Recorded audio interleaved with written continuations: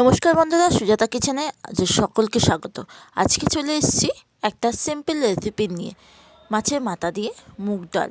আর খুব সহজ পদ্ধতিতে একদম শর্টকাট উপায়ে আজকে দেখাচ্ছি। প্রথমে আমি এখানে কাতলা মাছের মাথা নিয়েছি। যেহেতু মাথাটা অনেকটা বড় ছিল, ওই জন্য আমি হাফ মাথা খুব ভালো করে একদম লাল লাল লালচে লালচে ব্রাউন কালার করে মাছের মাথাটা আমি ভেজে নিচ্ছি। দেখো, মাছের আমি কানকোটা ফেলে দিয়েছি, কানকোটা দিইনি, কানকো বাদে। আর মাছের মাথাটা দেখতেই পাচ্ছ বেশ কতটা বড়। আর মাছের মাথাটা এরকম ভালো করে ভেজে নিয়েছি। ওই কড়াইয়ে তেলের মধ্যে আমি শুকনো লঙ্কা দিয়ে দিচ্ছি ফোড়ন, দুখানা শুকনো লঙ্কা ফোড়ন দিয়েছি, একখানা তেজপাতা ফোড়ন দিয়েছি। বন্ধুরা, কড়াইয়ের তেলটা যেহেতু মাছ ভাজা তেলের মধ্যে মাছের মাথার ডাল করছি, ওই জন্য ফেলে দিলাম। ওর মধ্যে একটু গরম মশলাও আমি অ্যাড করে দিলাম। এবার আমি এটা একটু নাড়াচাড়া করে আমি এর মধ্যে দিয়ে দিচ্ছি দুখানা পেঁয়াজ, মিডিয়াম সাইজের দুখানা পেঁয়াজ নিয়েছি। পেঁয়াজটাকে একটু ভালো করে লালচে লালচে করে আমি ভেজে নেব।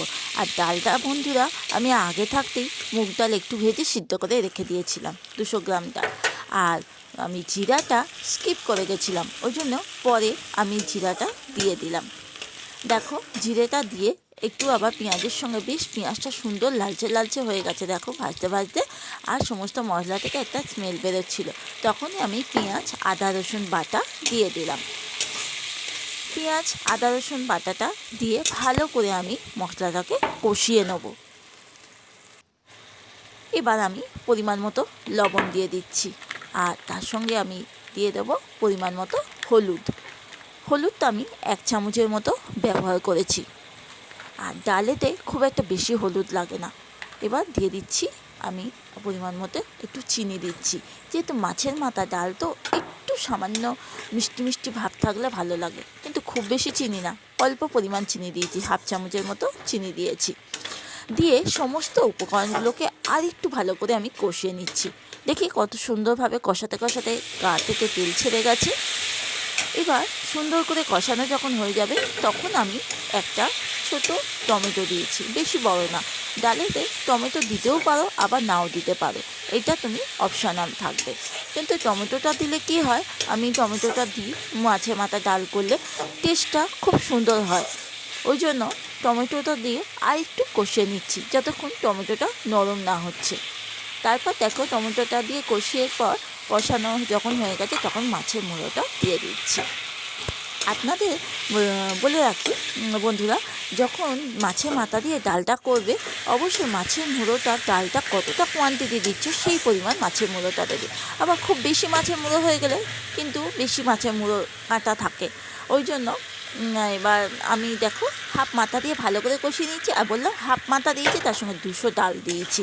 ডালের পরিমাণের সঙ্গে মাছের মাথাটার কিন্তু ওজন ছিল প্রায় 600 গ্রাম, ওই জন্য আমি হাফ মাথা দিয়েছি, হাফ মাথা আমি রেখে দিয়েছিলাম। ভালো করে ডাল দিয়ে আর এই মশলাটা দিয়ে ভালো করে আমি একটু নাড়াচাড়া করে নিচ্ছি ডালটার সঙ্গে।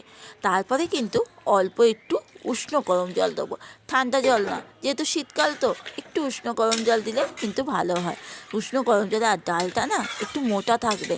মাছের মাথা দিয়ে মুগ ডাল যেমনি কাজবাড়ির ডাল হয়, পুরো ওই রকম ডাল আজকে তৈরি করেছি।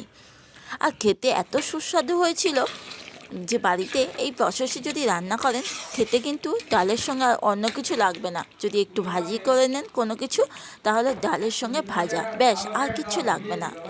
এবার লাস্টে যখন হয়ে এসছে, তখন ঘরে ভাজা গরম মশলার গুঁড়ো দিয়ে দিচ্ছি। আর তার সঙ্গে দিয়ে দেবো আমি ঘিটা কিন্তু অবশ্যই লাগে, ঘিটা দিলে টেস্ট খুব ভালো হয়। দেখো কত সুন্দর লাগলো। অবশ্যই ভালো লাগলে একটা লাইক সাবস্ক্রাইব করে পাশে থেকো। নমস্কার।